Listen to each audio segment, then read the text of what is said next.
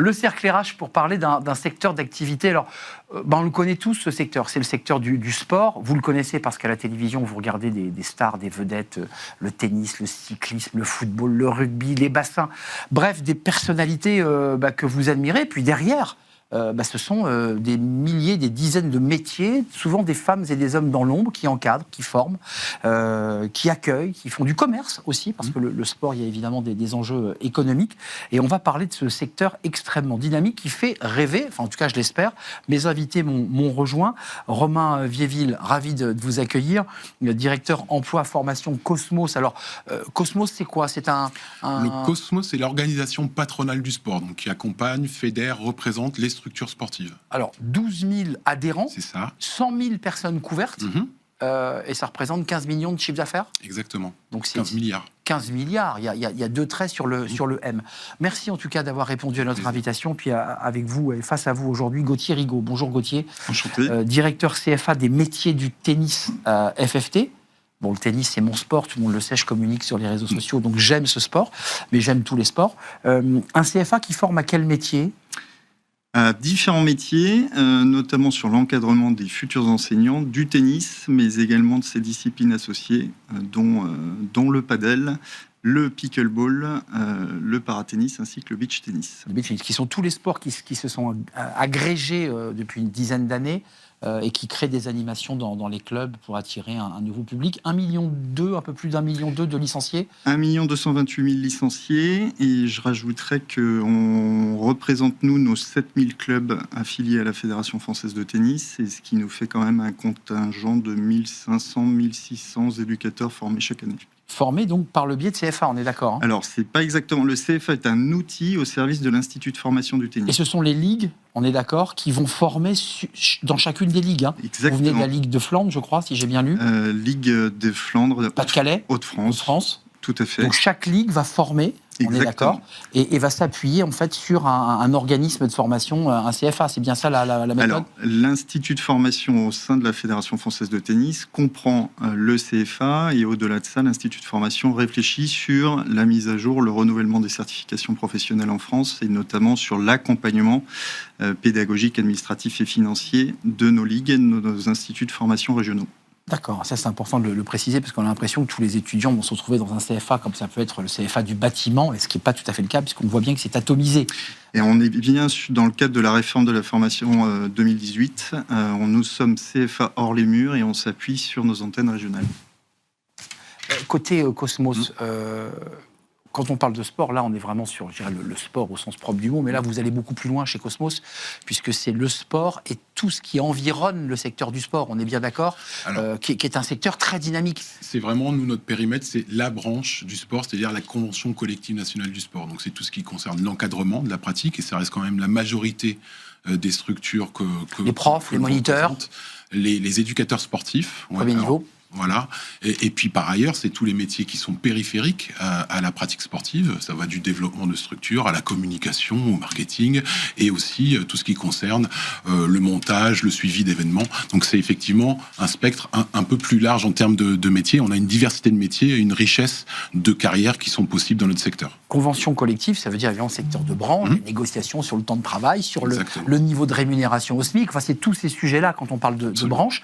C'est un secteur qui attire ou pas? Parce que je parlais des stars. Alors évidemment, on veut tous devenir un Nadal ou un Alcaraz ou un Sinner, puisque c'est lui qui a gagné Monte-Carlo, mais c'est un secteur qui attire. C'est un secteur qui attire. Alors, on a notre observatoire des métiers du sport qui nous permet d'avoir des datas, qui nous documente, et c'est des datas indispensables dans la prise de décision, et qui nous permet donc d'avoir une vision assez précise de notre panorama et de notre structuration.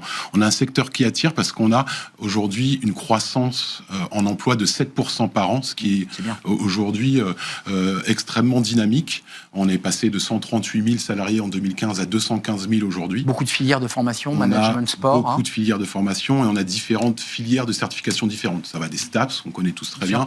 Le ministère des Sports est un ministère qui certifie, qui a des niveaux de diplôme différents. Et puis, la branche, en tant que telle, a son propre organisme certificateur.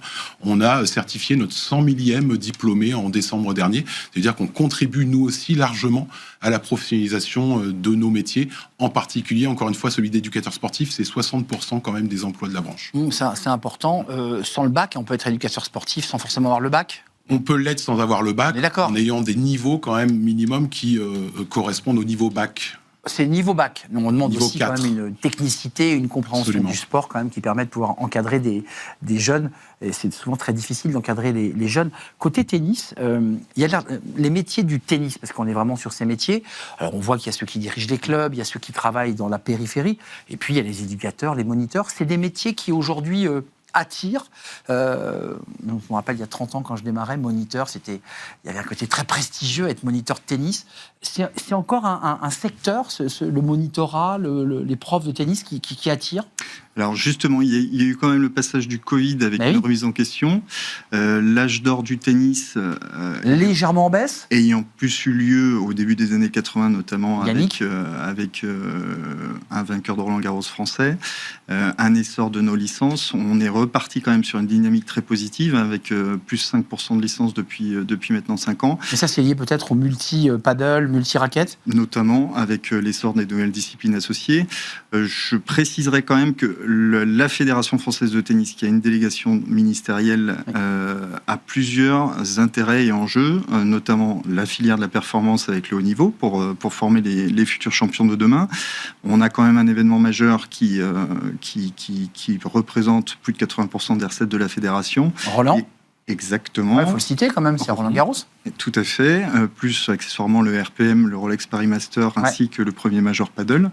On a lancé un observatoire identique l'été dernier sur les métiers, notamment auprès de nos 7000 dirigeants de clubs et nos 7000 enseignants, même si on en compte à date plus de 9000 à jour de leur carte professionnelle. On s'aperçoit qu'on doit relancer une filière de formation qui corresponde plus aux besoins et aux emplois de demain. Ils cherchent quoi ? Vers quoi vous devez vous orienter ? Les soft skills, la posture, parce que c'est quand même des métiers de contact, c'est des métiers d'accueil, c'est des métiers d'attention. Je ne sais pas. L'objectif premier, de donner un sens dans la filière et le parcours professionnel de nos jeunes enseignants et futurs enseignants. Oui, c'est pas une voie de garage, c'est remettre du sens à des métiers qui en ont.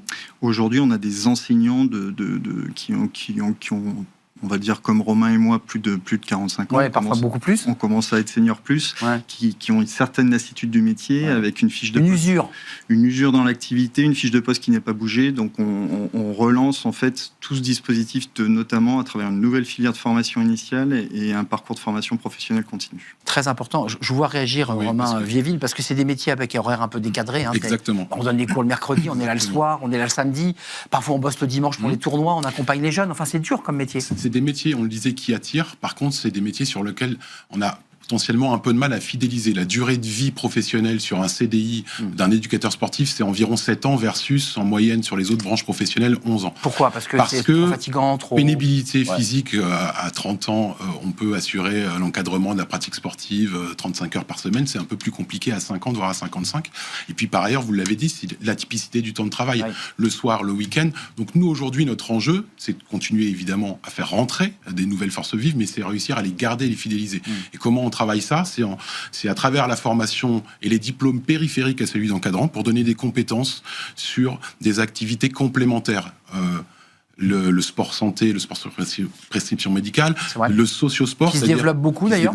Autre secteur qui se développe beaucoup, c'est ce qu'on appelle le sociosport. C'est comment, à travers le sport, j'arrive à faciliter l'inclusion, l'insertion professionnelle de jeunes en difficulté, ou de moins jeunes d'ailleurs. Et puis après, on a tout ce qui est autour du développement de la structure. C'est-à-dire que nos métiers de demain, c'est une partie en tant qu'encadrant, mais aussi une partie du temps de travail pour développer, faire vivre sa structure, monter un événement, le suivre, etc. Donc on essaie d'avoir des éducateurs sportifs qui vont avoir la possibilité d'avoir une activité riche en termes d'activité et en plus une évolution de carrière possible. Et à la fois redonner du sens et redonner un peu d'engagement pour pas qu'à 40 ans on se dise mais là je suis avec mon saut de balle, je pense au tennis, mon jogging et je vais encore devoir le faire 25 ans. C'est ça le sujet. Exactement, en sachant qu'on est quand même sur un secteur associatif, loi 1901, avec des bénévoles. J'ai mis une question sur les RH, un peu de RH dans le secteur du sport. Exactement, des bénévoles qui œuvrent au quotidien, en sachant qu'on est sur une activité bénévole.